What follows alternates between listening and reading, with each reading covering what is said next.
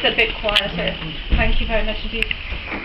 Thank you all so much for coming for our first anniversary. It means a lot to us, and particularly on such a lovely day, and with so many other events. I'd like to say a quick thanks, please, to the O'Riordan family, who, without their support, we would not be able to wash our faces. The second thing is that in the year that we're here, which doesn't feel like a year at all, as Rathmines has just been amazing. And when I say Rathmines, I mean the environment as well, in bringing us in and making us feel very welcome and encouraging, and for that support is just means so much to us. And in fact, the local businesses have, been supportive, and a birthday cake was made by the Natural Bakery, and I think that I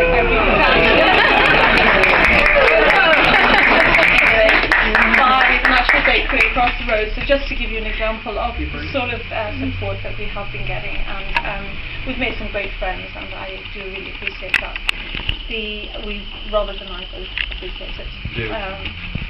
And of course, those of you who have bought, last but not least, thank you, because it means that we can go on and have our second anniversary, and third, perhaps, and stay, which is, we absolutely adore Rathmines, and the year has really, really gone very fast.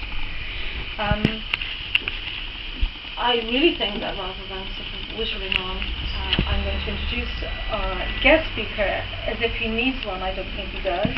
Our guest speaker tonight is known internationally and nationally. Really, to go through his machinations really are way too long. If he's not in Africa or Poland, he's to be seen, as he was last weekend, in Stoneybatter, cleaning up the streets of Stoneybatter. So I'm not sure if that's encouraging employment if you're going to be doing that. He also has a weekly vigil in the Marshall Hospital between 1 and 2, just to highlight the problems there. So really all I can say is to introduce you to Robert and I, to introduce a fellow alumnus from UCD, Mr. Joe Costello, TD.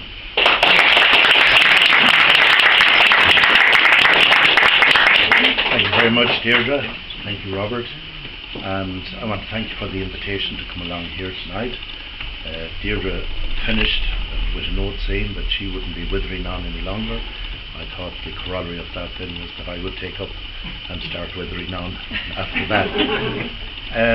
It is a pleasure to be here, because this was my old stamping grounds around here, not this particular building in the old days, going to UCD and all of that. And now I'm posited on the north side, representing the constituency on the north side. And I suppose it's an area that we're not as well noted for art as the south side. But nevertheless, we're getting the cultural quarter up in Purnell Square at the present time. I'm following in the footsteps of Mary Friel, who launched the Open Window Gallery last year, and of course Mary is an illustrious city councillor, Lord Mayor of Dublin, an art connoisseur. So from that point of view, it's tough coming from the north side and coming from an area that the south side regards as being more in tune with artifice than art. But of course that is a north side, that is a south side lie. I also come from a profession which isn't that related to art, or is not seen as being terribly cultured, and that is politics. Though we are opening the houses of the Oireachtas to on Culture Night, and there's a whole series of sessions going on all evening, so if you can get a ticket for that, it will be worthwhile. And my claim to fame is very little in terms of art, except that I love it, and I think what we have here is an extraordinarily bright, vibrant art here, in terms of the paintings, in terms of the ceramics, and that it's open to the world.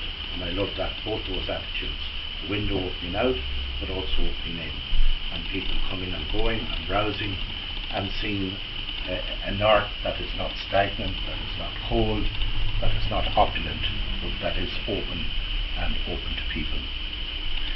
I was asked some time ago, 2011, by the present President, Michael D. Higgins, to help him out in his election in 2011. This is my little context, my immediate contact with some design work. And I took up the job with some trepidation, because he's a man that doesn't tolerate anything other than success, and can be very critical. But we put together a team in 2011, in the summer of 2011, for the presidential election, and began to design leaflets and to write the literature, the wording. But of course, a man who was a poet himself, that was constantly interfering with anything that went into the literature, and also wanted to design it too. So we got that done eventually and put a series of leaflets together. And then it came to the next stage, which was the poster. So we had to design a poster. And how are we going to design this poster?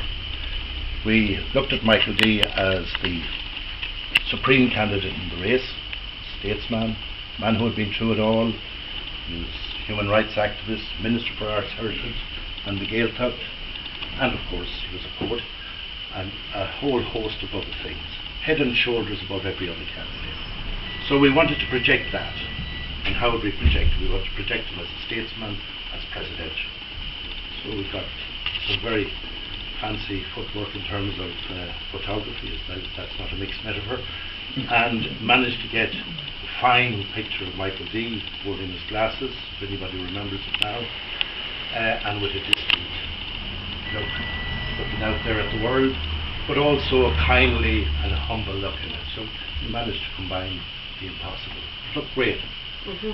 So the next step was, what was the slogan going to be? And that was a tough one. How are we going to get the message across? So we threw around ideas like a president who will do us proud, a president who will make us proud, that president who will make us proud, that president who will do us proud. So I had to make the final choice. So we came up with it, because this was protecting the statesman. This is the man that was fitted into the job, because he had all the qualifications. So eventually decided we'd go with the president who will do us proud.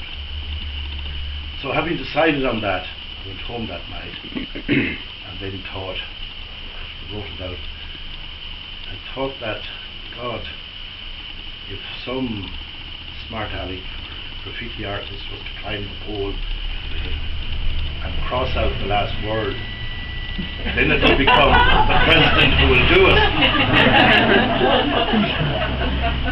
So that's how we produced the poster that was put up all over the country for Michael D. for the election.